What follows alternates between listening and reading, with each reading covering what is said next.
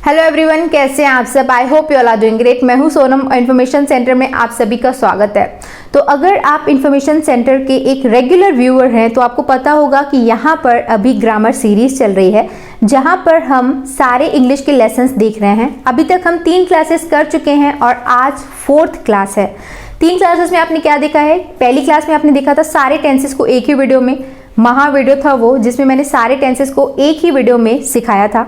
उसके बाद हम हर एक टेंस को डिटेल में पढ़ रहे हैं। अभी तक हम 2 टेंसेस पढ़ चुके हैं, प्रेजेंट इंडेफिनिट टेंस और प्रेजेंट कॉन्टिन्यूअस टेंस। आज 4th क्लास है, जहां पर हम प्रेजेंट का 3rd सब टाइप यानी प्रेजेंट परफेक्ट टेंस पढ़ने वाले हैं। तो अगर अभी तक वो 3 क्लासेस आपने नहीं देखी हैं तो जाइए और देखिए, क्योंकि अगर आप वो क्लासेस मिस कर देंगे तो आगे चीजें आपको कम समझ में आएंगी। Alright, so now let's move forward और सीखते हैं प्रेजेंट का 3rd सब टाइप, जो कि है प्रेजेंट परफेक्ट टेंस। और मैंने आपको पहले वीडियो में बताया था कि परफेक्ट का मतलब होता है कि जहां पर कोई काम हो चुका होता है। कोई भी टेंस आप पढ़ोगे ना, परफेक्ट आप देखो तो समझ लो वहां पर काम हो चुका है, ठीक है। क्योंकि प्रेजेंट है तो हो चुका है, पास्ट होता तो हम बोलते हो चुका था। तो इसकी पहचान मैंने आपको क्या बताई थी प्रेजेंट परफेक्ट टेंस की? चुका है, चुकी है, चुके हैं या फिर चुका हूं। सेंटेंस के लास्ट में अगर ये आ रहा है तो समझ लो कि वो प्रेजेंट परफेक्ट टेंस है। मैं ये काम कर चुका हूं, मैं मूवी देख चुका हूं, मैं मार्केट जा चुकी हूं, मैं पढ़ाई कर चुका हूं। इस तरीके के सेंटेंसेस जो होते हैं जिनमें काम हो चुका है, वो सेंटेंसेस आते हैं प्रेजेंट परफेक्ट टेंस के अंदर। ऑलराइट, अब देखते हैं इसका स्ट्रक्चर कि सेंटेंस इसमें बनता कैसे है। तो यहाँ पर मैंने फॉर्मूला लिखा हुआ है सेंटेंस स्ट्रक्चर। अफर्मेटिव टाइप के सेंटेंसेस यानी जो सकारात्मक वाक्य होते हैं, पॉजिटिव सेंटेंसेस, उसका स्ट्रक्चर क्या होता है? सबसे पहले आता है सब्जेक्ट। अगर अभी देखिए, अगर आप पहली बार इस चैनल पे आए हैं ना, पहली बार ये वीडियो देख रहे हैं, तो आपको हो सकता है ना पता हो कि सब्जेक्ट क्या होता है, वर्ब क्या होता है, ऑब्जेक्ट क्या होता है। तो मैंने पहले की 3 क्लासेस में ये सब कुछ बहुत डिटेल में बताया है। तो अगर वो आपने मिस कर दी है तो उसका लिंक नीचे मैं डिस्क्रिप्शन में दे दूंगी, आप उसे देख लेना। फिर आप ये क्लास देखोगे ना तो आपको चीज़ें ज़्यादा समझ आएंगी। क्लियर? अब देखिए, सबसे पहले सब्जेक्ट। तो सब्जेक्ट्स की लिस्ट भी मैंने यहाँ पे लिखी हुई है और मैंने आपको बोला था फर्स्ट क्लास में भी, सेकेंड क्लास में भी, 3rd क्लास में भी मैंने आपको बोला था कि ये सारे सब्जेक्ट्स को इसी ऑर्डर में याद करना। I, we, you, they plural number, he, she, it, name singular number. I, we, you, they plural number, he, she, it, name singular number. अगर आपने वो ऑर्डर याद कर लिया था तो ये टेंस आपको बहुत इजी लगेगा, नहीं तो थोड़ी डिफिकल्टी हो सकती है। तो इसे आप याद कर लेना। I, we, you, they plural number, he, she, it, name singular number. Clear? अब देखो आगे बढ़े, अब इसके ऊपर सेंटेंस बना के देखें। और आई थिंक आपने अभी तक वर्ब के तीनों फॉर्म्स भी याद तो कर लिए होंगे ना। मैंने आपको बोला था फर्स्ट क्लास में कि वर्ब यानी क्रिया की सारी क्रियाओं को क्या बोलते हैं वो याद कर लेना, उसके 2nd 3rd फॉर्म याद कर लेना। अगर वो आपने कर लिया है तो ट्रस्ट मी, ये टेंस तो आप ऐसे ही खत्म कर लोगे। अगर नहीं किया है तो अभी भी आपके पास टाइम है, आगे भी हमें परफेक्ट पढ़ना है, तो आप सारे वर्ब्स उसके 2nd 3rd फॉर्म याद कर लेना। ठीक है, आगे बढ़ते हैं। तो हमारे पास क्या है सेंटेंस? एनी पढ़ाई कर चुकी है। तो ये सेंटेंस आ रहा है किसमें? प्रेजेंट परफेक्ट टेंस में। चुकी है, काम हो चुका है, तो ये प्रेजेंट परफेक्ट टेंस की बात है। इतना तो क्लियर है। अब हमें इसे ट्रांसलेट करना है। तो सबसे पहले हम सब्जेक्ट लिखेंगे। सब्जेक्ट क्या है? एनी, किसी का नाम है एनी, ठीक है। इसके बाद आएगा हैव या फिर हैज। हर एक सेंटेंस में अपना एक हेल्पिंग वर्ब होता है, इतना तो आई थिंक अभी तक आपको पता है। तो इसमें हैव लगता है या हैज लगता है सब्जेक्ट के साथ। अब कौन से सब्जेक्ट के साथ हैव लगता है, कौन से सब्जेक्ट के साथ हैज लगता है, ये आपको डिसाइड करना पड़ेगा। सिर्फ यही एक चीज़ इसमें समझने वाली है। अगर वो आपका कॉन्सेप्ट क्लियर है तो फिर ये टेंस आपको बहुत इजी लगेगा। तो देखिए, अगर आपने ये सारे वर्ब सब्जेक्ट्स को इसी ऑर्डर में याद किया है, I, we, you, they plural number, he, she, it, name singular number, तो आपको ये समझने में बहुत आसानी होगी। तो देखिए, जो पहला ग्रुप है I, we, you, they plural number, इसके साथ हेल्पिंग वर्ब लगता है हैव। ओके, और ये जो ग्रुप है he, she, it, name singular number, इसके साथ लगता है हैज़। यानी अगर आप शी लिख रहे हो सब्जेक्ट तो उसके साथ हैज़ लगा देना, यू लिख रहे हो तो हैव लिख देना, दे लिख रहे हो तो हैव लिख देना, इस तरीके से। ही आएगा तो हैज़ आएगा।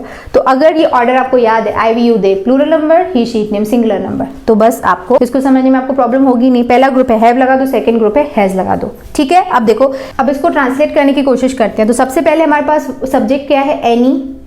तो एनी किस में से आता है, ये वाले सेकेंड ग्रुप में से है।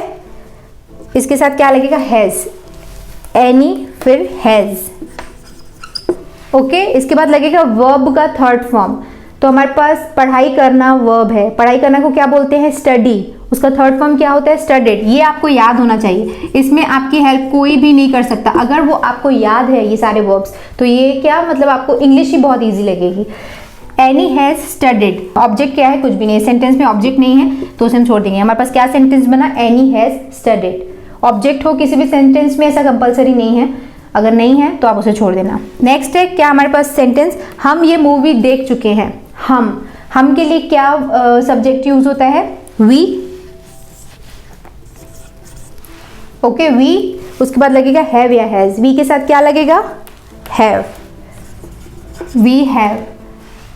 मूवी देख चुके हैं, देख चुकना, देखने के लिए क्या वर्ब यूज होता है, वॉच, और उसका थर्ड फॉर्म क्या हो जाएगा, वॉच्ड। ये आपको याद होना चाहिए। I am saying it again, we have watched ये this movie, we have watched this, ये मूवी हम देख चुके हैं, ओके। नेक्स्ट वे मतलब दे, क्या लगेगा, हैव की हैज, किससे आ रहा है, ये वाले ग्रुप से, हैव लगा दो सिंपली। बहुत आसान है, अगर आपने ये ऑर्डर ऐसे ही याद कर लिया ना तो ये टेंस बहुत आसान लगेगा आपको। दे हैव, आना, क्या वर्ब यूज होगा, कम, दे हैव कम। कम का थर्ड फॉर्म भी कम ही होता है, कम, केम, कम, ओके। तो बस इतना ही सेंटेंस बनेगा। और यहाँ पे कैसा होता, अगर इसके बाद अगर कुछ ऑब्जेक्ट होता है, जैसे they have come to the party, वो पार्टी में आ चुके हैं, तो आगे बाद में होता है। ये फिलहाल हमारे पास इतना ही सेंटेंस है, क्लियर है। तो इसी तरीके से सेंटेंस बनता है। ये बहुत आसान टेंस है, इनफैक्ट सारे टेंसेस बहुत आसान है। अगर आपने हमारी फर्स्ट, सेकेंड, थर्ड क्लास देख ली है ना, तो आपको आगे सब क्लासेस बहुत ईजी लगेंगी। सो फिलहाल अभी तक आपने प्रेजेंट परफेक्ट टेंस का अफर्मेटिव टाइप सीख लिया है। अब हमें पढ़ना है नेगेटिव, इंट्रोगेटिव, नेगेटिव और WH टाइप के questions. So just wait for that, मैं फटाफट से सारे फॉर्मूलाज लिख लेती हूँ। सो यहाँ पे मैंने सारे फॉर्मूलाज लिख दिए हैं नेगेटिव, इंट्रोगेटिव, नेगेटिव और WH टाइप के क्वेश्चंस का। हालांकि मुझे लिखने की भी ज़रूरत नहीं थी, अगर आपने मेरी 3 क्लासेस अटेंड की हैं तो आपको ये बस मैं बता दूंगी ना, तो ये आप आराम से बना लोगे, क्योंकि फॉर्मूला एक ही है, तरीका एक ही है, जो मैं आपको ऑलरेडी बता चुकी हूँ कि किसी भी सेंटेंस में अगर आपको नेगेटिव बनाना है, नकारात्मक वाक्य बनाना है, तो उस सेंटेंस में आप देख लो कि हेल्पिंग वर्ब कौन सा है। अगर आपको हेल्पिंग वर्ब मिल जा रहा है, उसमें है हेल्पिंग वर्ब, तो आप सिंपली उसके बाद नॉट लगा दो, तो उस सेंटेंस का नेगेटिव बन जाएगा।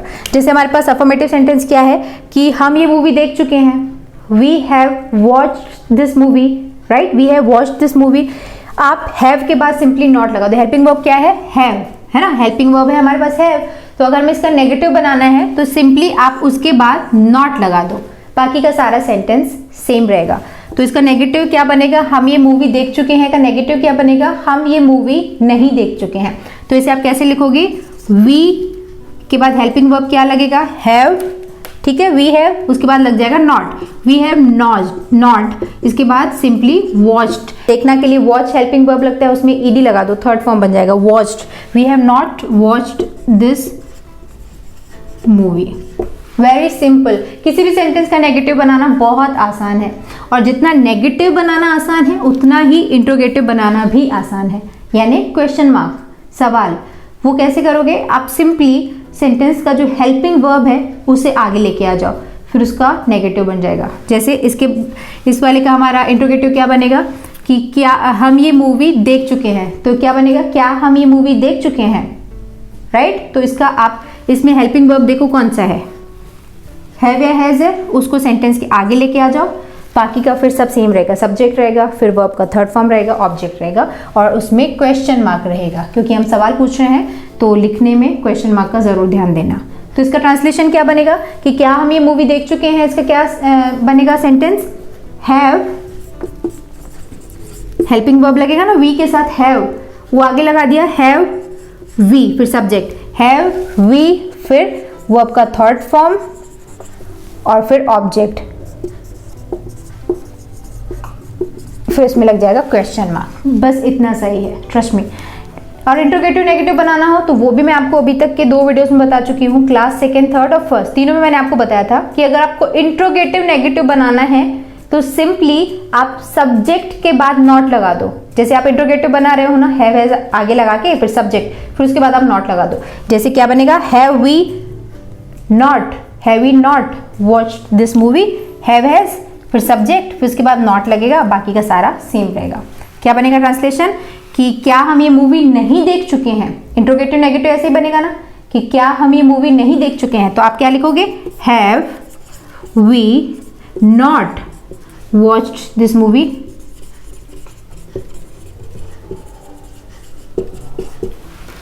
बस इतना सही है। इनफैक्ट किसी भी टेंस में किसी भी सेंटेंस का आपको नेगेटिव बनाना है, हेल्पिंग वर्ब देखो नॉट लगा दो। इंट्रोगेटिव बनाना है ना, हेल्पिंग वर्ब देखो उसको आगे लेके आ जाओ। इंट्रोगेटिव नेगेटिव बनाना है, हेल्पिंग वर्ब आगे लगाओ, सब्जेक्ट लगाओ, उसके बाद नॉट लगा दो। सब में सेम पैटर्न फॉलो होना है, बस आपको ये देखना है कि हेल्पिंग वर्ब उस सेंटेंस में कौन सा है। और आपको ये भी पता है, अगर अभी तक आप सीरीज फॉलो कर रहे हो तो आपको पता होगा कि WH टाइप का क्वेश्चन आपको कैसे बनाना है। सिंपली इंट्रोगेटिव जैसे बन रहा है ना, उसके आगे WH टाइप का क्वेश्चन बनाना है। जैसे अगर आपका, हमारे पास WH टाइप के क्वेश्चंस क्या होते हैं, पहले तो मैं आपको ये बता दूं, जिसमें WH टाइप के वर्ड्स होते हैं, यानी वाई, व्हाट, व्हेन, वेयर, है ना, कहाँ, क्यों, कैसे, ये अगर उसमें आप ऐड करते हो तो वो वाले WH टाइप के क्वेश्चंस कहलाते हैं। जैसे हमारे पास सेंटेंस क्या है, हम ये मूवी देख चुके हैं, तो इसका इंट्रोगेटिव कैसा है, क्या हम ये मूवी देख चुके हैं, जिसका आंसर हाना में आ रहा है। और अगर आपको इसमें WH टाइप का क्वेश्चन बनाना हो तो आप क्या बोलोगे कि हम ये मूवी क्यों देख चुके हैं, क्यों, वाई। अगर आपको ऐसा क्वेश्चन बनाना है तो आप सिंपली WH टाइप का क्वेश्चन वर्ड है वो लिख दो, फिर जो इंट्रोगेटिव बनता है ना, सेम पैटर्न लिख दो। पहले WH टाइप का वर्ड, उसके बाद हेल्पिंग वर्ब, उसके बाद सब्जेक्ट, उसके बाद वर्ब का थर्ड फॉर्म, ऑब्जेक्ट और question mark. Why have we watched this movie, ये जैसे सेम है ना, have we watched this movie, उसके आगे आप बस WH टाइप का जो भी वर्ड है वो लगा दो, why have we watched this movie. एक और सेंटेंस देख के कर ले, जैसे हमने क्या एग्जांपल लिया था, वे आ चुके हैं, दे हैव कम, तो अगर आपको उसको नेगेटिव बनाना है, they have not come. Interrogative बनाना है, have they come. Interrogative negative बनाना है, हैव दे नॉट कम।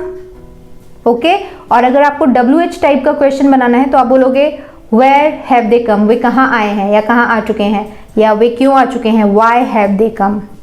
सब ऐसे ही बनता है।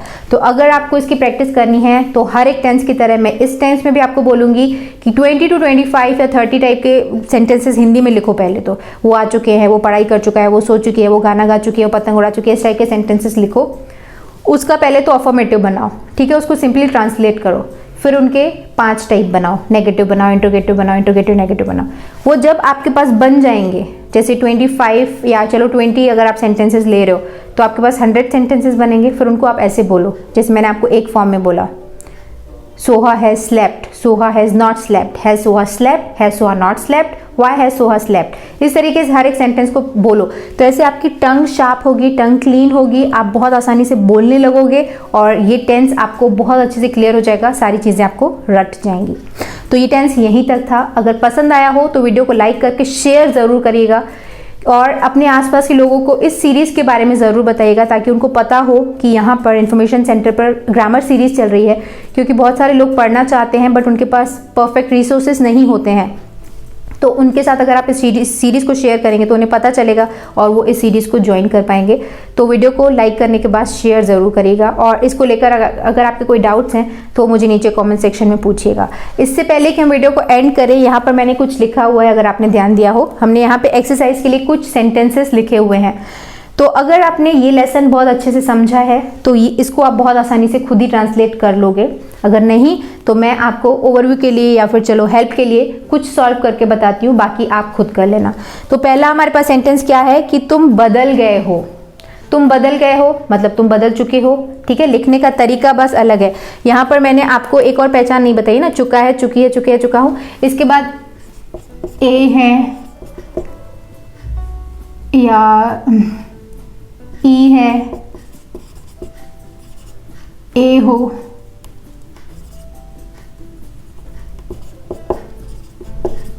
ये भी इसकी पहचान है। कैसे? कि वो आए हैं, वो गई है मतलब जा चुकी है, यही होता है ना। तो लिखने का तरीका अलग है। तो अगर सेंटेंस की लास्ट में ये भी आता है तो भी वो प्रेजेंट परफेक्ट टेंस ही कहलाता है। ठीक है, तो यहाँ पर वही एग्जाम्पल है, तुम बदल गए हो, ए हो मतलब तुम बदल चुके हो। तो अब इसको ट्रांसलेट करना हो तो कैसे आप बोलोगे? तुम मतलब यू, हैव या हैज लगेगा, यू के साथ क्या लगेगा? यू इस ग्रुप से आता है तो हैव लगेगा, यू हैव। फिर बदलना के लिए क्या वर्ड यूज होता है? चेंज। तो third form changed, you have changed. Okay, मैंने ये किताब पढ़ी है, मैंने ये किताब पढ़ी है या मैं ये किताब पढ़ चुकी हूं, एक ही बात है। तो इसे आप कैसे बनाओगे? आई क्या लगेगा आई के साथ? हैव।